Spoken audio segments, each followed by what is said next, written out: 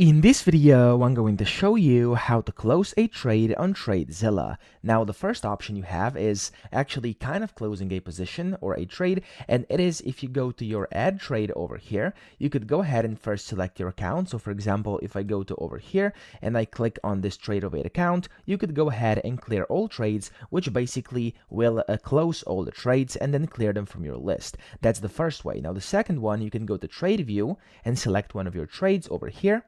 Then you want to go to executions and then view all, select the one you want to close like this, and click on delete selected. Now this is not going to necessarily close it, it's just going to delete it over here because closing the positions is actually not possible on here, so we can't do it. You can only delete them, as you were able to see. However, you can go ahead and go inside backtesting, and inside backtesting, if I continue this session, you can actually close a trade by basically having a trade down here under open positions and then clicking on this X button, clicking close position, and then the position is going to be closed. So that's how to do it. I hope this video helped you out. If it did, please subscribe to the channel and help me out as well.